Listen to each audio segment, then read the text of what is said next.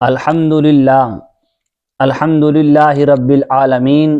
الصلاۃ والسلام علی سید الانبیاء والمرسلین اما بعد فاعوذ باللہ من الشیطان الرجیم بسم اللہ الرحمن الرحیم۔ فیضان شعبان دعائے عطار۔ یا رب المصطفیٰ، جو کوئی 17 صفحات کا رسالہ فیضان شعبان پڑھ لے یا سن لے، اسے اپنے پیارے آقا حضرت محمد مصطفیٰ صلی اللہ تعالیٰ علیہ وآلہ وسلم کے پیارے مہینے شعبان المعظم میں خوب عبادت کرنے کی توفیق عطا فرما اور اس کو بے حساب بخش دے، آمین بجاہ النبی الامین صلی اللہ تعالیٰ علیہ وآلہ وسلم۔ درود شریف کی فضیلت اہل بیت اطہار کے روشن چراغ حضرت امام جعفر رضی اللہ تعالی عنہ نے فرمایا، جو کوئی شعبان المعظم میں روزانہ 700 مرتبہ درود پاک پڑھے گا، اللہ کریم کچھ فرشتے مقرر فرما دے گا جو اس درود پاک کو رسول اللہ صلی اللہ تعالی علیہ وآلہ وسلم کی بارگاہ میں پہنچائیں گے۔ اس سے رسول خدا صلی اللہ تعالی علیہ وآلہ وسلم کی روح مبارک خوش ہوگی، پھر اللہ پاک ان فرشتوں کو حکم دے گا کہ اس درود پڑھنے والے کے لیے قیامت تک دعائے مغفرت کرتے رہو۔ میٹھے میٹھے اسلامی بھائیوں، ہمیں بھی چاہیے کہ اس ماہ مبارک میں پیارے آقا مکی مدنی مصطفیٰ صلی اللہ تعالی علیہ وآلہ وسلم پر خوب درود پاک پڑھیں کہ شعبان المعظم درود پاک پڑھنے کا مہینہ ہے، جیسا کہ شارح بخاری حضرت علامہ احمد بن محمد قسطلانی رحمۃ اللہ علیہ اور انہی کے حوالے سے حضرت سیدنا شیخ شہاب الدین احمد بن حجازی رحمۃ اللہ علیہ لکھتے ہیں کہ بے شک شعبان نبی کریم صلی اللہ تعالی علیہ وآلہ وسلم پر درود پاک پڑھنے کا مہینہ ہے کہ آیت درود اسی مہینے میں نازل ہوئی۔ آیت درود یہ ہے، ان اللہ و ملائکتہ یصلون علی النبی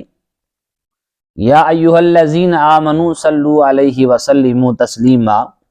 بے شک اللہ اور اس کے فرشتے درود بھیجتے ہیں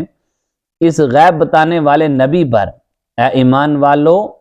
تم بھی درود پاک پڑھو اور خوب سلام بھیجو۔ وہ سلامت رہا قیامت میں، پڑھ لیے جس نے دل سے 4 سلام، میرے پیارے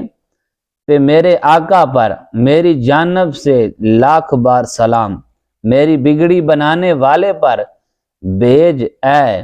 میرے پروردگار سلام، صلو علی الحبیب صلی اللہ تعالی علیہ وآلہ وسلم۔ چاند دیکھنا واجب ہے۔ اے عاشقان رسول، شعبان المعظم اسلامی سال کا 8واں مہینہ ہے جو رجب المجرب اور رمضان المبارک کے درمیان میں ہے۔ یہ ان 5 مہینوں میں سے پہلا مہینہ ہے جن کا چاند دیکھنا واجب کفایہ ہے۔ 5 مہینے یہ ہیں شعبان المعظم، رمضان المبارک، شوال مکرم، ذی القعد اور ذی الحجہ۔ شعبان المعظم کے نام کی حکمتیں، شعبان شعب سے بنا ہے جس کے معنی ہیں گھاٹی، چونکہ اس مہینے میں خیر و برکت کا عمومی نزول ہوتا ہے اسی لیے اسے شعبان کہا جاتا ہے۔ جس طرح گھاٹی پہاڑ کا راستہ ہوتی ہے، اسی طرح یہ مہینہ خیر و برکت کا راستہ ہے۔ رسول اللہ صلی اللہ تعالی علیہ وآلہ وسلم نے ارشاد فرمایا، اسی مہینے کو شعبان اس لیے کہا جاتا ہے کہ اس میں روزے رکھنے والے کے لیے بہت سی بلائیاں پھونڈتی ہیں، یہاں تک کہ وہ درخت میں جا پہنچتی ہیں۔ حضرت امام رافی رحمۃ اللہ علیہ فرماتے ہیں، اس حدیث پاک کا مطلب یہ ہے کہ ماہ شعبان میں مسلمان ذکر و اذکار، نیکیوں اور قرآن پاک کی تلاوت کی طرف مائل ہو جاتے ہیں اور رمضان المبارک کے لیے تیاری کرتے ہیں، اور شعبان المعظم میں رمضان المبارک کے روزوں کی رمضان المبارک کے روزوں کی فرضیت کا حکم نازل ہوا۔ ماہ شعبان میں استقبال رمضان کی تیاری۔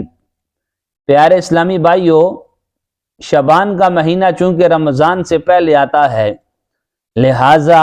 جس طرح ماہ رمضان میں روزے اور تلاوت قرآن کا حکم ہے، اسی طرح ماہ شعبان میں بھی اس کی بڑی اہمیت ہے کہ روزے رکھے جائیں، تلاوت قرآن کی جائے، تاکہ استقبال رمضان کی تیاری ہو جائے اور نفس کو عبادت کی عادت ہو جائے۔ صحابہ کرام رضی اللہ تعالی عنہ کا انداز مبارک، جتنے صحابی، جنتی صحابی، حضرت انس رضی اللہ تعالی عنہ فرماتے ہیں، شعبان کا مہینہ آتا تو مسلمان قرآن پاک کی تلاوت میں مشغول ہو جاتے، اپنے مالوں کی زکوٰۃ ادا کر دیتے، تاکہ کمزوروں اور مسکینوں کو بھی رمضان کے روزے کی طاقت ملے۔ تلاوت قرآن کا مہینہ، عظیم تابعی بزرگ حضرت سلمہ بن کھیل رحمت اللہ علیہ فرماتے ہیں، ماہ شعبان کو تلاوت قرآن کرنے والوں کا مہینہ کہا جاتا ہے۔ حضرت حبیب بن ابو ثابت رحمت اللہ علیہ شعبان کے آنے پر فرماتے، یہ قاریوں کا مہینہ ہے۔ حضرت عمر بن قیس رحمت اللہ علیہ ماہ شعبان المعظم کی آمد پر اپنی دکان بند کر دیتے اور تلاوت قرآن کریم کے لیے فارغ ہو جاتے۔ اے غافل، ہمارے بزرگان دین رحمت اللہ علیہ تو اس مبارک مہینے کو عبادت میں گزاریں، تلاوت کریں، نیکیوں کا اہتمام کریں، اور ہم غفلت کی نیند سوتے ہی رہیں۔ ایسے غافلوں کے بارے میں کہا گیا ہے، اے مبارک وقتوں میں کوتاہی کرنے والے، ان وقتوں کو ضائع کرنے والے اور انہیں برے اعمال سے آلودہ کرنے والے، تو نے کتنے برے کام ان مبارک وقتوں کے حوالے کیے۔ رجب چلا گیا اور تو نے اس میں کوئی نیکی نہیں کی، اب یہ برکت والا ماہ شعبان ہے، اے شعبان کی عظمت سے بے خبر رہ کر ان وقتوں کو ضائع کرنے والے، ہوش میں آ اور کوتاہی سے ڈر، بہت جلد سب لذتیں تجھ سے چھین لی جائے گی اور موت تجھے گھر سے زبردستی نکال دے گی۔ سچی اور خلوص بری توبہ کے ذریعے جس قدر گناہوں کا علاج کر سکتا ہے کر لے، اور جہنم سے سلامتی کو اپنا مقصد بنا لے۔ بہترین مجرم وہ ہے جو اپنے جرموں کا علاج کر لے۔ شعبان المعظم میں کیا ہے؟ حضرت ابو معمر رحمت اللہ علیہ فرماتے ہیں، ماہ شعبان نے بارگاہ الہی میں عرض کی، اے میرے رب، تو نے مجھے دو عظمتوں والے مہینے رجب اور رمضان المبارک کے درمیان رکھا ہے، تو تو نے میری کیا فضیلت رکھی؟ اللہ تعالیٰ نے ارشاد فرمایا، میں نے تجھ میں قرآن پاک کی تلاوت رکھ دی۔ پیارے اسلامی بھائیوں، شعبان المعظم میں خوب نیکیاں کیجئے، خوب ذکر و اذکار، درود پاک اور تلاوت قرآن کریم کر کے اس عظمت والے مہینے کی خوب تعظیم کریں۔ اس عظمت والے مہینے کی اہمیت کے لیے اتنا ہی کافی ہے کہ اس کے بارے میں ہمارے پیارے آقا مدنی مصطفیٰ صلی اللہ تعالی علیہ وآلہ وسلم نے ارشاد فرمایا، شہر شعبان شہری، یعنی ماہ شعبان میرا مہینہ ہے۔ صلو علی الحبیب صلی اللہ تعالی علیہ وآلہ وسلم۔ اللہ پاک کے آخری نبی مکی مدنی محمد عربی صلی اللہ تعالی علیہ وآلہ وسلم جیسے رمضان کے روزوں کی تیاری فرماتے، ایسے ہی شعبان کے روزوں کی بھی تیاری فرماتے۔ رمضان کے لیے شعبان کے روزوں کو سب سے افضل روزے قرار دیا، جیسا کہ جنتی صحابی حضرت انس رضی اللہ تعالی عنہ سے روایت ہے کہ رسول اللہ صلی اللہ تعالی علیہ وآلہ وسلم سے سب سے افضل روزوں کے بارے میں پوچھا گیا تو آپ صلی اللہ علیہ وسلم نے ارشاد فرمایا، رمضان کی تعظیم کے لیے شعبان کے روزوں کی عادت۔ شعبان المعظم کے روزوں کی ایک حکمت یہ بھی بیان کی گئی ہے کہ شعبان المعظم کے روزوں سے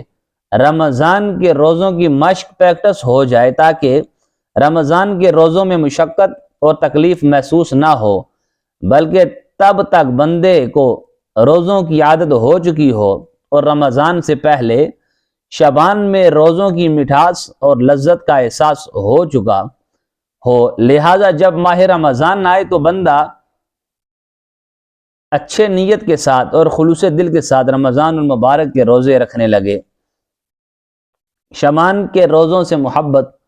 ام المؤمنین حضرت بی بی عائشہ صدیقہ رضی اللہ تعالی عنہ فرماتی ہیں، رسول اللہ صلی اللہ تعالی علیہ وآلہ وسلم کو ماہ شعبان میں روزے رکھنا تمام مہینوں سے زیادہ پسندیدہ تھا کہ اس میں روزے رکھا کرتے، پھر اسے رمضان سے ملا دیتے۔ ام المؤمنین حضرت بی بی عائشہ صدیقہ رضی اللہ تعالی عنہ سے روایت ہے، رسول اللہ صلی اللہ تعالی علیہ وآلہ وسلم پورے شعبان کے روزے رکھا کرتے تھے اور فرماتے، اپنی استطاعت کے مطابق عمل کرو، اللہ پاک اس وقت تک اپنا فضل نہیں روکتا جب تک تم اکتا نہ جاؤ۔ شارح بخاری حضرت علامہ مفتی محمد شریف الحق امجدی رحمۃ اللہ علیہ اس حدیث پاک کے تحت لکھتے ہیں، مراد یہ ہے کہ شعبان میں اکثر دنوں میں روزے رکھتے تھے، اسے تعلیماً